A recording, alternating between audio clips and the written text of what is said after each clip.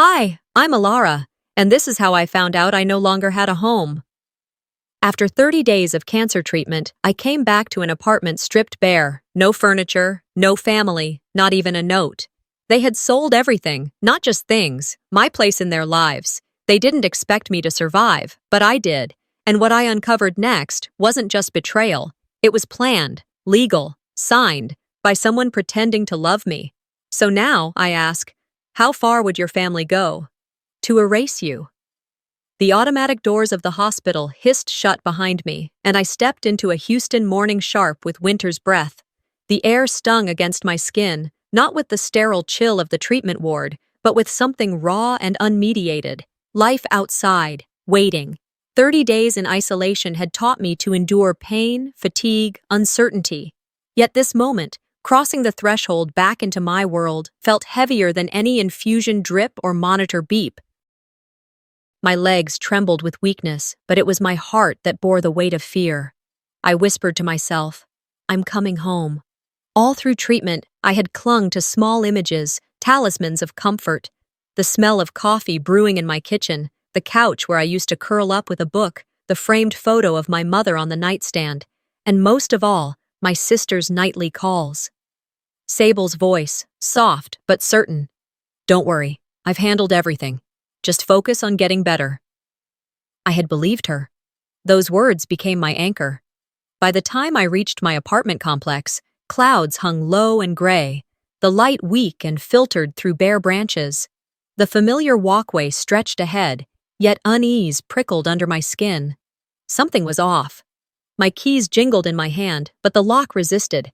The brass plate with my name, Alara M., was missing, just gone. My pulse quickened. I knocked, 3 times, 6, again, harder. Silence. I turned toward the doorman across the courtyard. Did you see anyone move in or out recently? My voice was too thin, too careful. He frowned, brows knitting. I think those units were cleared last week.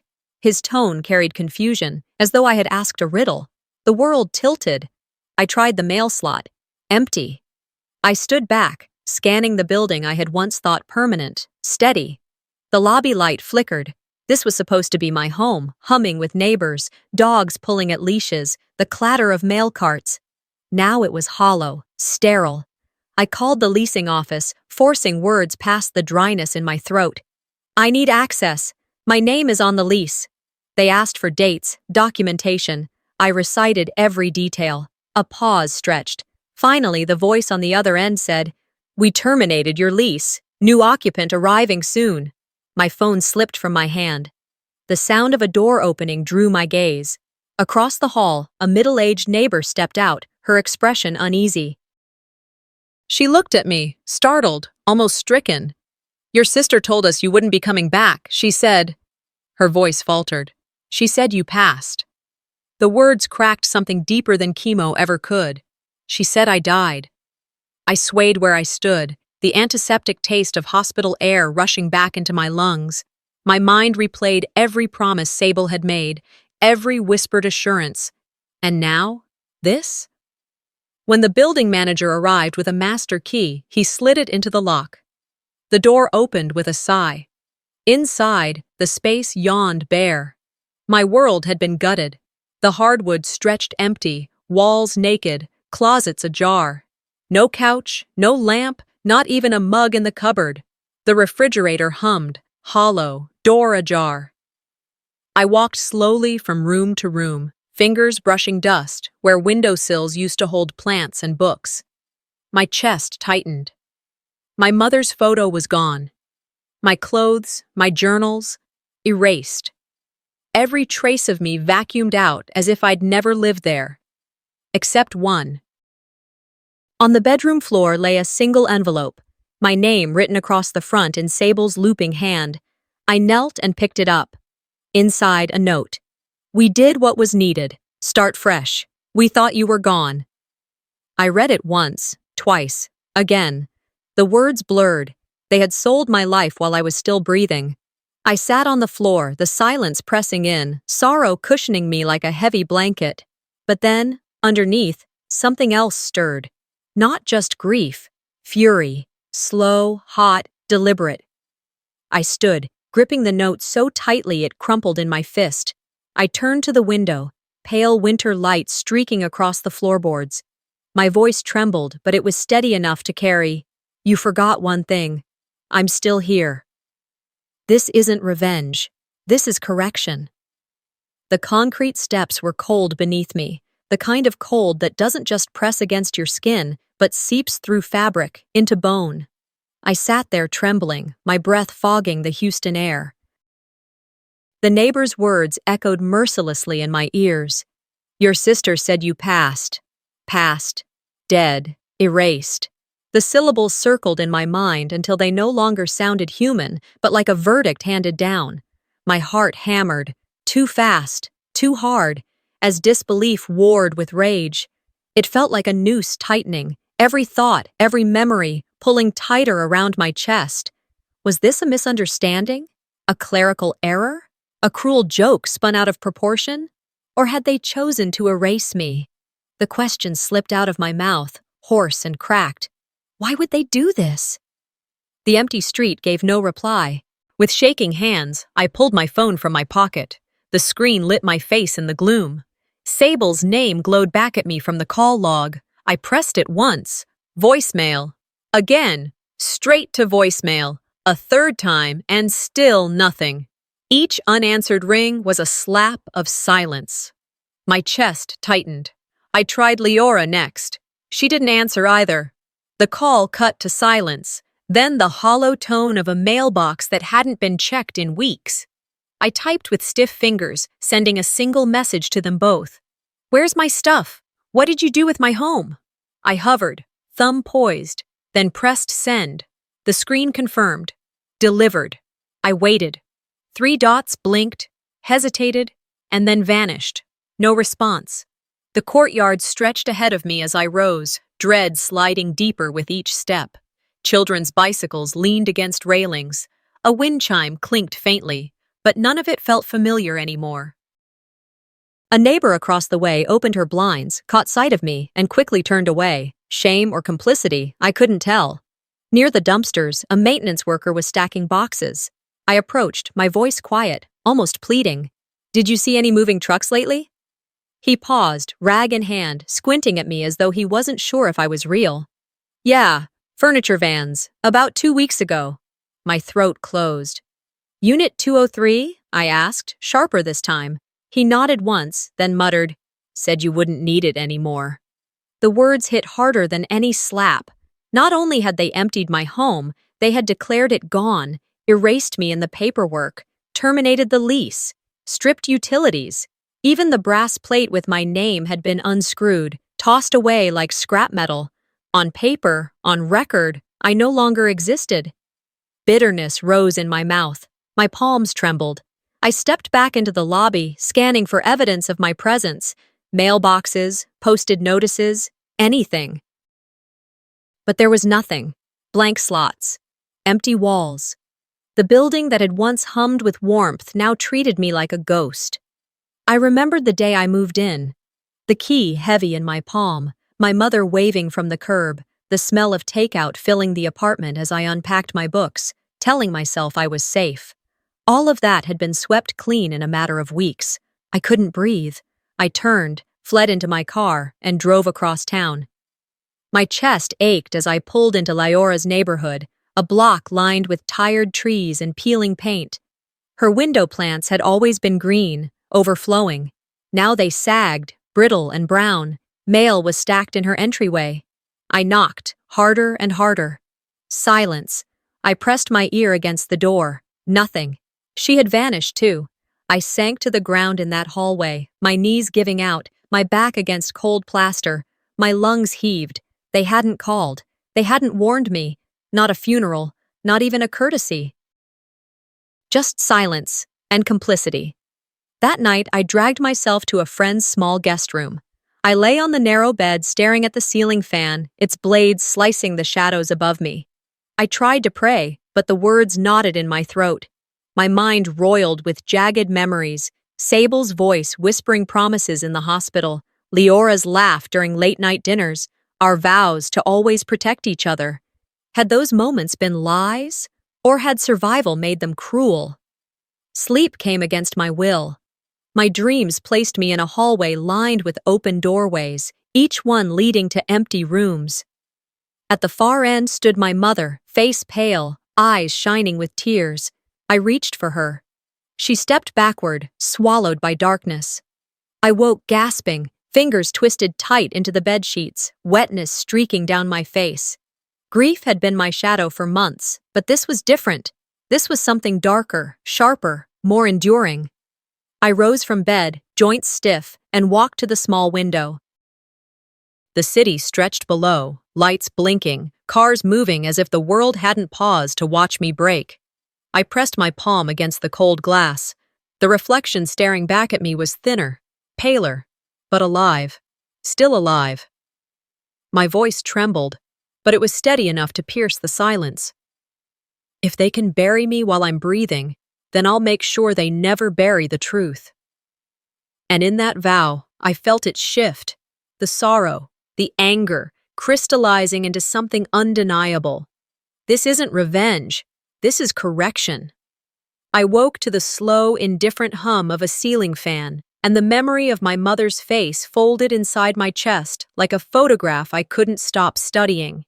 The room smelled faintly of coffee gone cold. For a long minute I lay there, feeling the weight of sleep and the heavier weight of rage. If they could erase me while I was still breathing, then I would not vanish quietly. I sat up, fingers tight around the sheet, and spoke the vow aloud because saying it made it real. I would make them answer for what they'd done. Outside, March morning had that pale, brittle light that comes before the world warms. I wrapped my coat tight and drove without thinking of the route, guided by a single purpose. The cemetery gate sighed as I pushed it open. Rows of headstones marched in disciplined lines. Here and there, the grass carried the raw smell of turned earth. I walked until I found the patch that I'd thought would hold my mother's name. There was no stone, no carved dates, only a rectangle of uneven turf, trampled grass, and a scattering of yesterday's leaves. No flowers lay in tribute, no candle, no photograph propped against the earth. It felt obscene. The place that should have held rest had been left untended, as if someone had preferred to forget. I knelt, the soil cold under my palms. The wind tugged at my coat and at the bare branches above. My voice came out thin. "You deserved better," I said, and the words hit the air like a small, clean bell. I remembered how she used to laugh when a storm passed through, how she slid recipes into my hands and told me, matter of fact, where she kept the scissors. "If I'm gone," she'd said to me once, in that small, private way she had of handing the future over, "there's a letter in the sewing table drawer." It sounded sentimental then. Now it rang like instruction. From the cemetery, I cut through town to the old family house, the one Sable had turned into a showplace. The yard was immaculate, fresh mulch, clipped hedges, a manicured walk up to a wide porch. A sign near the front declared a management company in tasteful letters. The house gleamed like a photograph. Everything on the surface said, "New life." Inside, the smell of lemon oil and polish covered the absence of history. Cabinets had been refaced. The small, stained coffee table I remembered, scuffed and leaning from years of use, was gone, replaced by a glossy, anonymous table. Photos on the walls were staged to look candid, faces smiling as if nothing messy had ever happened. I moved through rooms that had been my map for 30 years and found only careful edits. The sewing table, where my mother kept receipts, doctor's notes, the small things that stitch a life together, stood empty, its drawer latched, its surface wiped smooth. I had expected to rage, to throw dishes or to shout and be heard, but the emptiness quieted me instead. It signaled intent. They had gone to the places that held our truths and made them disappear. I lifted the bedroom drawer where the letter would have been. No dust settled in corners. The staging had been thorough. The note my mother had promised, if it existed, had been moved, or worse, hidden. My throat tightened. I pulled out my phone and called Leora. Her voice answered on the third ring, small and too careful. "Did Mom leave a letter for me?" I asked. There was a pause long enough to make me steady my breath. "Yes," Lyora said finally. But Sable said it was only a draft. She told us not to make a fuss. She said it wasn't for anyone. The sentence landed like a stone. They had decided what mattered and what could be discarded. They'd treated my mother's last words like a draft to be filed under convenient to ignore. It was not an accident. It was a choice. Back in my car, the city pressed past the windows, indifferent. I opened my laptop and began to dig. Emails, attachments, scanned receipts, every small digital footprint that might lead me to the truth. My fingers moved fast, not reckless, but surgical. After hours of sifting through fragments, I found it. A saved draft my mother had asked me to proofread months ago, a document I had thought trivial at the time. The last line hit me in the throat with the force of a hand. Ilara, my youngest, this home belongs to you. I read the sentence until it stopped shaking. The letter was not a romantic aside. It was a clear, written instruction, an intention to leave me what I had rightfully been promised. And they had taken even that away. When the tears came, they were not the soft, private kind I'd expected. They were hot and furious, an honest burning at the back of the throat that cleared a space for thought. Anger is a tool when it is honed. Grief is a map. I folded both into a single movement, the gathering of evidence. This was not theater. This was work. That night, I sat at the kitchen table with a notebook, the glow from the laptop washing my face. I listed names, dates, the sequence of events, the call from the leasing office, the removal of photos, the sale advertised online. I checked public records. I found the transaction, the house change logged in a county database with an accompanying transfer form. The signature filed with the title company was almost mine, traced by a hand that had learned to mimic my mother's looping script. The dates lined up, the repairs, the cleaners, the movers, all within days of my discharge. Someone had moved quickly, efficiently, as if they had rehearsed the play. I let that image sit for a second, then erased it with the next action. Phone calls. Attorneys returned messages in the evening, plates of legalese sliding into view. I spoke, not to beg, but to instruct. The words I said were clean and measured.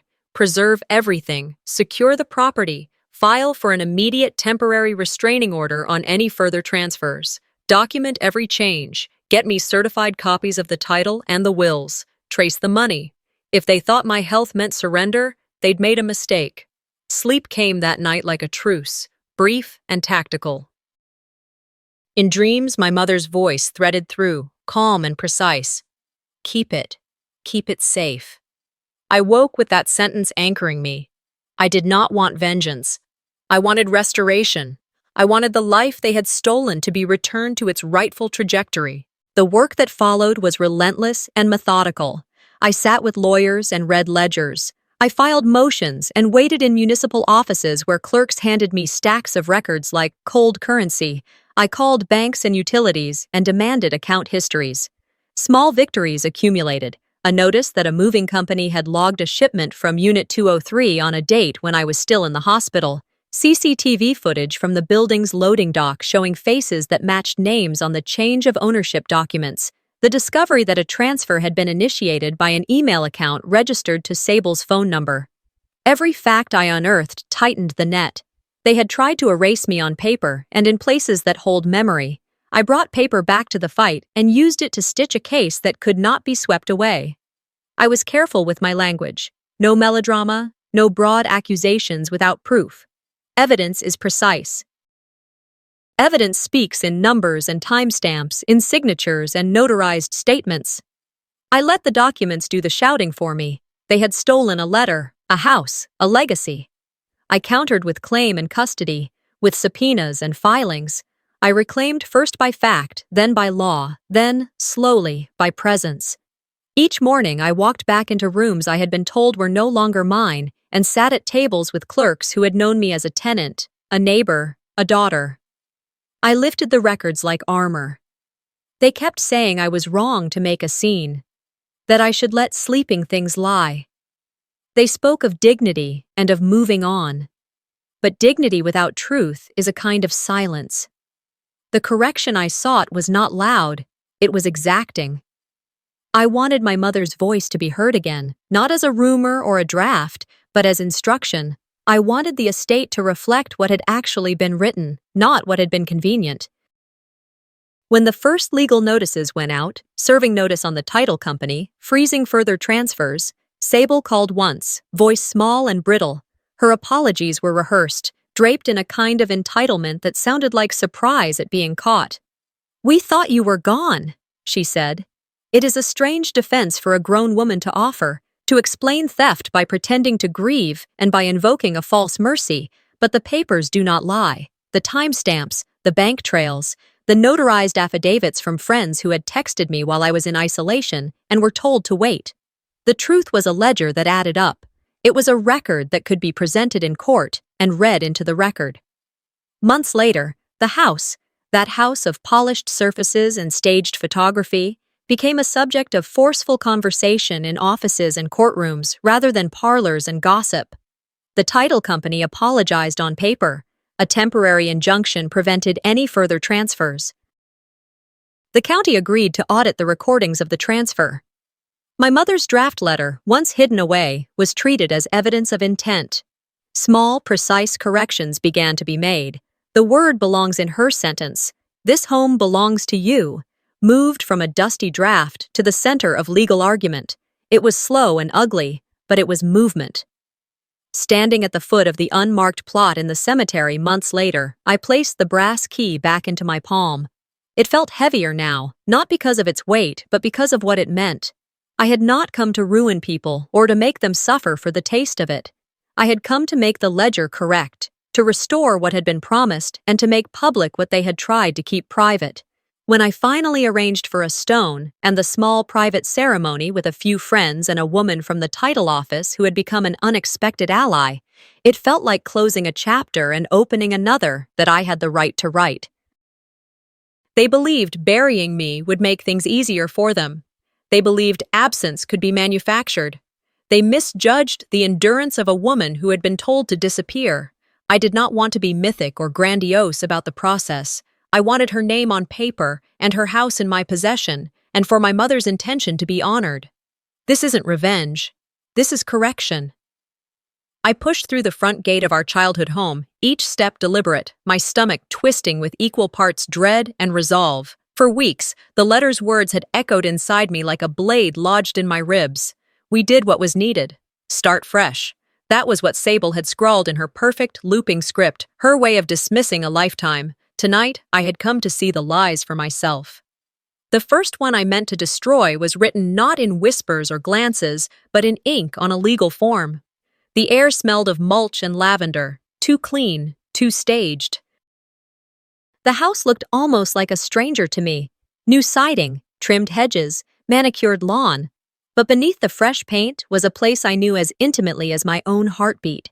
Betrayal has a smell, a texture. This place had both. The side door was left ajar, as though mocking me, an invitation or a mistake. I stepped inside. The smell of paint and varnish hit me first. Gone was the faint musk of time.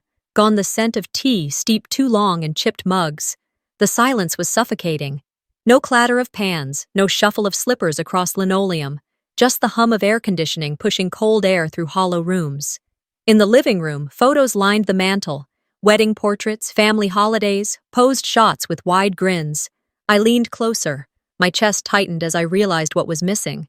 2 faces, mine, and my mother's. No snapshots of us at graduations, no Polaroids of our camping trips, no candid captures of her laugh. It was a curated family album where we had been erased completely. I reached toward one frame, Sable in a white dress, our father standing tall beside her, both smiling like they had never known grief. I shifted it slightly, expecting nails behind it, marks on the wall where old frames used to hang. Nothing, just blank wall, as though history itself had been scrubbed away. I walked the halls slowly, fingertips grazing the spotless paint. Every corner gleamed, every floor polished, every imperfection corrected. This wasn't renovation, it was revision. I searched for traces of us, my childhood drawings that used to hang crooked on the stairwell, the scuffed marks from our sneakers, the faded wallpaper in the upstairs den. All gone. In their place, Sterile walls, clean lines, nothing human left behind. The kitchen gleamed like a showroom. Stainless steel reflected my face back at me, warped and hollow. I closed my eyes, and for a fleeting second, I could almost hear laughter. My mother's voice coaching me through her biscuit recipe, flour smeared across both our cheeks. I remembered the way she swatted my hand when I tried to sneak a taste of the dough, then winked as if we shared a secret. That kitchen had been warm. Alive. This room was just cold metal and shine. I moved upstairs to the master bedroom. New furniture stood in neat, impersonal order. A dresser with drawers too stiff to have ever been used. The closet doors swung open to reveal neat, empty space. I stopped where the sewing table had always been. Our mother's station, the place she mended clothes, paid bills, tucked away her private notes. It was gone, erased, as though it had never been there. My throat closed. I tried every drawer, every cabinet, empty. Not one scrap of her handwriting, not a single piece of jewelry, not even the recipe box she swore would be passed down. They hadn't simply cleaned the house. They had sterilized it, stripping it of memory until nothing remained but their version of the story. My phone buzzed in my pocket, the screen lit with Leora's name. My chest tightened as I answered. "Elara." Her voice trembled. "I'm sorry. There was a letter. Mom left one. But Sable said it was just a draft. She insisted it wasn't important." Her words cut deeper than any silence. A letter. A draft. My mother's last words, dismissed because they didn't fit the narrative. "And you believed her?" I whispered. There was no answer. Just the quiet of someone too weak or too complicit to fight. I ended the call. My knees buckled and I sank to the floor, back pressed against the cold wall. My eyes burned. I thought of nights in the hospital, clinging to hope, clinging to family. I had doubted myself, questioned if I was losing touch. But no, the truth was worse.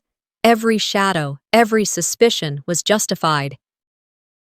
When I finally rose, I walked out of the house and into the deep orange wash of Houston's sunset. The driveway glowed like it was burning under the sky's weight. I pulled my laptop from my tote and balanced it on the hood of my car. My fingers shook as I logged into the property records portal, a maze of maps and forms. And there it was, the deed, transferred quietly, days before our mother passed. My name absent, their timing cruel. My pulse steadied. I opened a local news site, typed in Sable's name, followed by keywords: transaction, fraud, estate. No hits yet, but that could change, and it would. I drove back to my rented apartment, the road shimmering with heat and headlights. Inside, the place felt temporary, but it was mine. I printed a screenshot of Sable's most recent post, a glossy photo of the house, bathed in sunlight. Caption: "Finally mine. Exactly how I envisioned." Comments bloomed underneath, people praising her resilience, her strength, her so-called victory. I stared at it until my vision blurred. Then I stepped onto the small patio, the air sharp against my skin. I set the print inside a rusted tin can, struck a match, and watched the edges curl, the photo blacken and crumble. "You can have your fake victory," I murmured as flames devoured the page. "But I'm coming for the truth." When the fire died, only embers remained, glowing like the core of my fury. I felt something stir in me, a spark, yes, but steadier than rage, a promise. Inside, I sat at my desk, folder open. Screenshots, property deeds, the email draft of Mom's letter. I organized them with precision, headings in bold: fraudulent transfer, concealment of assets, suppression of testimony. My cursor hovered over blank subject lines: cease and desist, notice of claim. The city glowed outside my window, lights twinkling against a sky gone black. I closed my eyes, feeling the rhythm of my own breath. Maybe they believed they erased me. Maybe they thought paperwork and silence could bury the truth. But there was one thing they could never rewrite: how I would respond, and the first lie I was going to destroy was written in ink on a legal form. I slid the glass door of the downtown legal aid office closed behind me and exhaled as though I had been holding my breath for weeks. The sterile hum of fluorescent lights overhead reminded me of hospital corridors, and for a brief moment, I felt that same vulnerability I had carried during treatment. Except this time, the illness wasn't in my body, it was in my family's betrayal. At the reception desk, I adjusted the strap of my worn leather bag and steadied my voice. I need someone to review my lease termination documents, I said. My words came out flatter than I intended. The woman behind the partition didn't look shocked. She just nodded with the kind of quiet understanding that comes from hearing hundreds of people arrive with their lives in shreds. Minutes later, I was ushered into a small consultation room with off-white walls, a round table, and 2 chairs.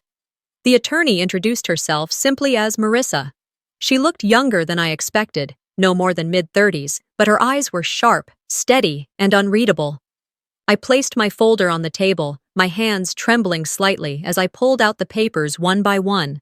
The lease agreement, the termination notice, the utility cancellation letters, and even the empty bank records I had saved. Marissa spread them across the table methodically. She ran a finger along the lease and leaned closer, studying the signature. Her brows drew together.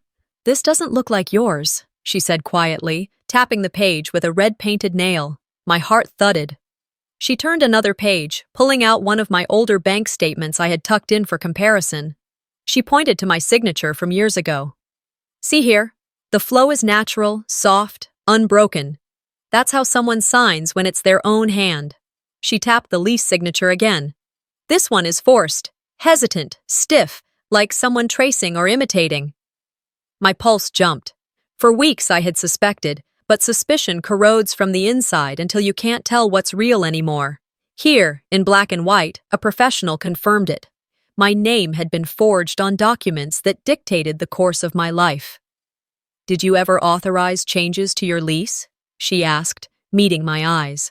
I shook my head. "Never."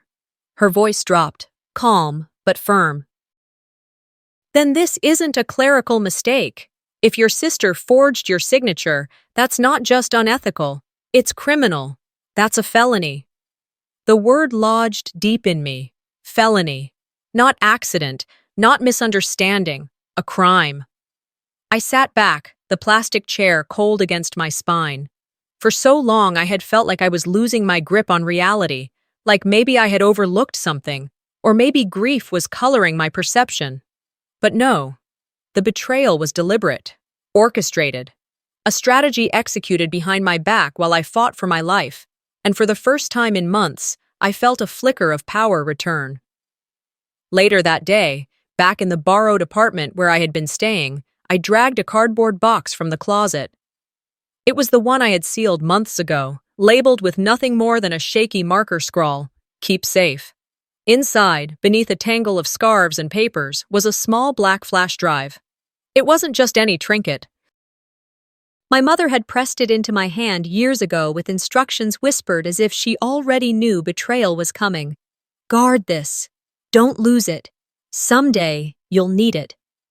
My fingers trembled as I slid it into my laptop. A single file appeared on the screen.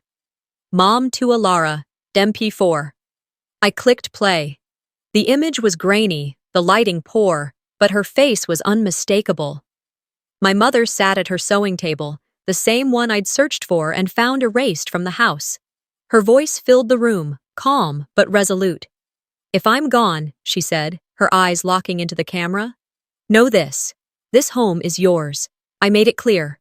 Don't let anyone take what belongs to you. Don't let them rewrite it." The words sliced through me. My throat tightened until I could hardly breathe. Tears stung my eyes and spilled before I could stop them, but they weren't weak tears. They were sharp, cutting, like fire inside my chest. I whispered into the silence of the room. "They tried to steal your voice, Mom. But you're still speaking through me." I replayed the video again and again, studying the tone of her voice, the steady way she said yours, the deliberate pause before "don't let anyone." It was more than a mother's blessing. It was evidence, proof. A message sent into the future, meant for me, meant to cut through lies. The next morning, I met Marissa again, this time at a small cafe near the courthouse. The air smelled of roasted coffee beans and rain-soaked pavement. She had a stack of papers ready, her pen poised. Over steaming mugs of black coffee, I signed my name on an initial cease and desist order. The letter cited everything: unauthorized property transfers, falsified records, breach of fiduciary duty. It was cold, precise, unemotional. Not a sibling squabble, not family drama. Legal fact. I looked at Marissa and said, "I'm done negotiating. She must face consequences."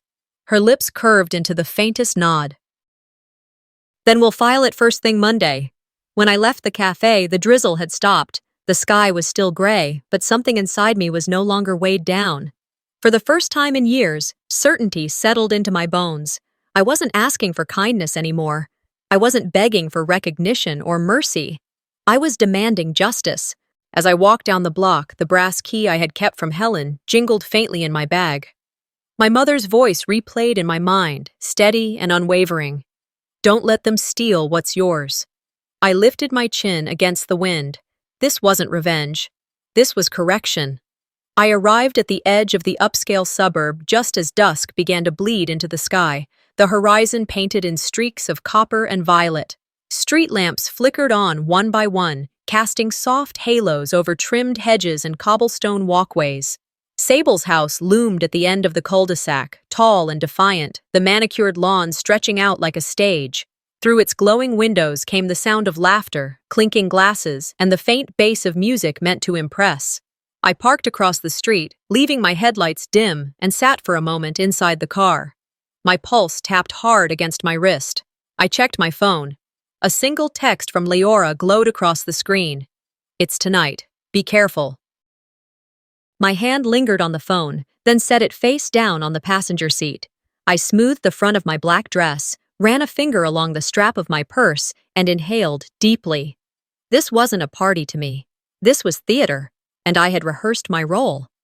When I finally opened the car door, the air hit cool against my skin, the scent of fresh mulch and expensive wine wafting from the house. I walked slowly, each step deliberate, until I stood in front of the grand entrance. Guests streamed in, realtors with bright smiles, influencers angling their phones for the best shot, business partners in tailored suits laughing too loudly at jokes rehearsed too often. This house, the one that had once been ours, my mother's refuge, was now Sable's palace of performance. And I smiled inwardly. Perfect. The moment I crossed the threshold, a ripple moved through the air. The noise dulled, like a record scratched mid-song. Conversations faltered. Faces turned. I saw it register on them. Shock. And their expressions shifted, polite curiosity hardening into discomfort, whispers curling in corners. I didn't shout. I didn't posture. I walked calmly through the entryway, heels clicking against the polished marble. The sealed legal envelope in my hand felt heavier than it was, as though it contained not just papers, but years of silence finally finding form. In the center of the living room, beneath the chandelier that refracted crystal light across every face, I stopped. I lifted my chin. I looked once at Sable. She was framed perfectly for her audience, champagne glass tilted just so, hair falling in sleek waves, her dress shimmering like the star she wanted to be. But when her eyes met mine, her mask faltered. For one moment, one small human moment, her composure cracked. Her fingers twitched against the stem of the glass. I stepped forward and extended the envelope. No speech, no theatrics, just paper. Sable hesitated before taking it. Her manicured fingers trembled slightly as they closed around the packet. The silence deepened, a collective breath held too long. Someone in the crowd whispered, not softly enough, "Is that a court summons?" The question floated across the room like a knife, cutting through the murmurs. Heads turned, eyes darted. The atmosphere shifted from merriment to unease. I said nothing. I simply reached for the nearest glass of water, lifted it to my lips, and sipped slowly, deliberately. Then I set it down, turned, and walked away without haste. No explanations, no apologies. I left the silence to do the damage. When I stepped back outside, the night air wrapped around me, sharp and clean. I exhaled fully for the first time all evening. Let the silence do the damage, I whispered to myself. By morning, the storm had already begun. My phone lit up with notifications, texts from friends, emails from colleagues, even numbers I didn't recognize. Leora had sent another message, saw what happened, proud of you, but that wasn't all. A blog post surfaced, its headline brutal and direct. Family war at housewarming, sister interrupts celebration with legal papers. The story spread quickly, whispered through social media like wildfire. People posted, argued, speculated. Sable's carefully curated image was suddenly shadowed by doubt. And then, as though fate itself intervened, my mother's video began to circulate online. Not from me, I had guarded it closely, but someone, anonymous and unseen, must have leaked it. The clip was short, grainy, but undeniable. Her voice, her face, her words. If I'm gone, know this. This home is yours. Don't let anyone steal it. Comments flooded the internet. Strangers argued, neighbors gossiped, but the truth was undeniable. My mother's voice had been resurrected, and she spoke louder than any of Sable's denials. Later that afternoon, I sat across from my attorney in her modest office, papers stacked neatly between us. The blinds were half drawn, filtering in the gold of the setting sun. Marissa's expression was calm but firm as she reviewed the developments. It's exactly as we expected, she said, flipping through documents. The property transfers were fraudulent. The timing, the signatures, it's all lining up. The case is solid. I leaned against the window, watching the Houston skyline glow in the distance. My reflection stared back at me, older, heavier, but steadier. And Sable? I asked quietly. Marissa sighed. She'll fight. She'll drag it out, and she'll try to drag others down with her before she falls. But in the end, her defenses will crumble. I nodded, my voice low but certain. I didn't come here to burn the house down. I came to reclaim my name. Outside, traffic rumbled along the freeway, horns blaring, engines revving. Life carried on, indifferent. But in my chest, something shifted. I wasn't here to destroy her. I wasn't even here to win applause. This wasn't revenge. This was correction. I stepped out of my car just as the last stretch of March daylight bled into dusk, the kind of muted twilight that made the street lamps glow brighter than usual. The air held that faint bite of early spring, cool enough to prickle the skin, heavy enough to carry the smell of mulch and distant blossoms. My heart beat against my ribs in steady, deliberate thuds, a rhythm born of equal parts dread and resolve. Tonight would be a turning point. Across the road, Sable's house stood vivid, lit like a lantern in the dark. The windows poured out warm golden light. The driveway brimmed with sleek cars that gleamed under the lampposts. Inside, laughter spilled outward, glasses clinking, heels tapping on marble floors, the cadence of voices full of celebration. Her world sparkled with carefully curated illusion. But tonight wasn't about illusion. Tonight was about correction. I lingered for a moment at the curb, gathering myself, then pulled my phone from my pocket. Hours earlier, I had seen her Instagram post, smug and radiant. From loss to launch, new beginnings, new home. The photo showed her at the doorway, draped in champagne silk, smiling with teeth polished to perfection, framed by congratulatory emojis in the comments. Her audience applauded her resilience, her so-called triumph. But beneath every pixel was theft, of trust, of legacy, of memory. I opened my own draft. My thumb hovered over the caption I had written hours earlier, knowing this moment would come. The words were simple, clean, stripped of her theatrics. Some truths don't need embellishment. I didn't post it yet. Not yet. I tucked the phone back into my clutch, drew a steady breath, and crossed the street. At the door, a pair of greeters glanced at me with polite confusion, their smiles faltering as recognition dawned. They didn't stop me. I stepped past them into the house. The grand room buzzed with chatter. Realtors networking, influencers snapping selfies against the sculpted floral wall, business partners shaking hands over champagne. For a moment, I let myself blend into the current of guests. The marble floors gleamed under chandeliers, the air thick with perfume and catered hors d'oeuvres.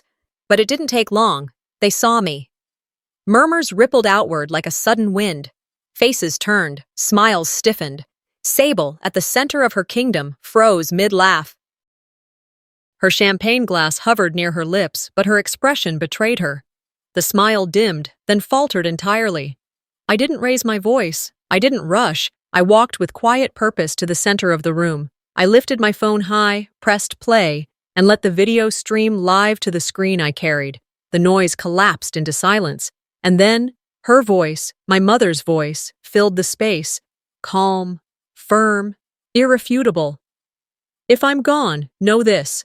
This home is yours. I made that clear. The words landed heavier than any accusation I could have spoken. Guests gasped. Some pressed hands to their mouths. A few phones rose into the air, recording. Heads turned in unison toward Sable. On the screen beneath my mother's words, my caption glowed. Some truths don't need embellishment. For a beat, no one moved. The air was thick enough to cut. Then the murmurs began again, whispers spreading like wildfire. Did you hear that? That was her mother. What does this mean? I didn't explain. I didn't defend. I slipped the phone back into my bag, turned, and walked calmly toward the front door. The silence was louder than any explosion. Outside, the porch light cast me in a pale circle. My hands folded neatly in front of me, steady now. My phone buzzed again and again in my bag. Notifications poured in, vibrating like a drumbeat of consequence. I finally glanced at the screen. Lyora's message blinked. I saw, you did what was right. Another, thank you for sharing. A flood of others followed. Friends, strangers, people I hadn't spoken to in years. Screenshots of tweets appeared. This is powerful. Had justice for Alara. Somewhere, a blogger had already published. Family war at housewarming. Truth exposed live. The video, the one I thought would take days to surface, had already spread online, quietly at first, then like wildfire. My mother's face, her words, her truth had been resurrected for the world to see. I stepped down the porch steps and into the night air. My heels clicked softly against the stone path as I crossed the lawn. I didn't rush.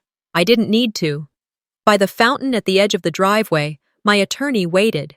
She was dressed plainly, deliberately inconspicuous against the sparkle of the crowd. The moonlight shimmered off the water as she handed me a folder. Our petition is airtight, she murmured. We have grounds for more than civil claims now. This could lead to a full criminal investigation. I nodded, the weight of years pressing but not crushing me. Her sponsorships, her partnerships, they'll all fall. She'll fight, my attorney warned, but the evidence speaks louder than she can. I looked back once at the house, its windows still glowing, but now with unease instead of pride. Inside, I imagined the whispers growing louder, guests questioning their hostess, her empire crumbling beneath the weight of a voice she could never silence. I turned away. Later that night, back at my temporary apartment, I stood at the window overlooking the Houston skyline. The city pulsed with light, alive, unbothered by the wars of families. My phone continued to buzz on the table behind me, vibrating with messages, retweets, and posts. I let it hum. The glass was cold beneath my palm. I whispered into the quiet, when you live by manipulation, you drown in truth. No message came from Sable, no call, no attempt at defense. Her silence was confirmation enough, but I knew this wasn't over. There was still one final lie buried in the foundations of her empire, one last theft of memory and legacy that needed light, and when I exposed it, the illusion would shatter completely, because this was never revenge. This was correction. The courtroom doors swung open, and I walked in with the weight of every stolen moment on my shoulders. My navy coat, once my mother's, felt both heavy and sacred against my skin. I took a slow breath, smoothing the lines, then stepped toward the front row. There she was, Sable, stoic, flanked by her attorney. She looked at me, the faintest flicker of panic in her eyes. The judge intoned, "We are here on the petition to reverse the property transfer and investigate alleged estate fraud." The room was hushed, the tension palpable. Lawyers shuffled, spectators leaned forward. I felt my heart steady. This was the moment I had worked toward. My attorney stood and pressed play. The video began, my mother's voice filling the room. Calm, clear. Lara, my youngest, this home is yours. As my mother spoke her vow in measured tones, the courtroom remained still, like everyone was holding their breath.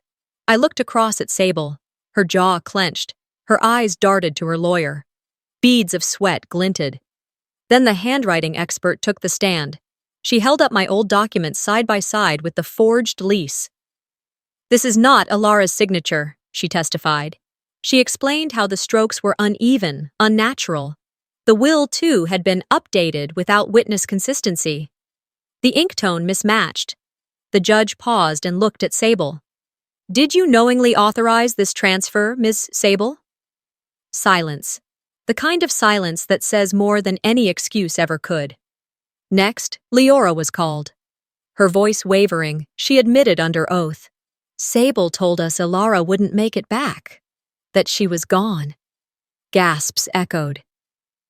I closed my eyes, heart shuddering. Betrayal made public. The crowd murmured in shock. I opened my eyes slowly and felt the weight of everything. Grief, fury, vindication, all fused into a single sharp clarity. This wasn't just about property. It was about identity, recognition, truth. The verdict came in a hush. The transfers were voided. The estate would be investigated. My access to Mother's assets would be restored. The judge's gavel struck. Sable rose abruptly and fled the courtroom, face pale, dignity shattered. I stayed in place, standing steady. I didn't need to shout. I didn't need applause. I had proven it. Justice had spoken. But even with justice, healing wasn't guaranteed. I stood in the foyer of my mother's house, keys in hand, heart full of both relief and sorrow. A few weeks had passed since the court ruling, and though justice had unlatched these doors for me, stepping back into this space felt like crossing a threshold into a life rebuilt. The house was mine now, not by theft, but by truth. I inhaled the faint scent of fresh paint mingled with memories. Every room greeted me with echoes. In the living room, light filtered through windows where we used to sit and talk. I ran my fingers along the banister, remembering my mother's laughter in the hallway, grandchildren visiting, holiday dinners. I paused in the kitchen and lit a single candle under the hood.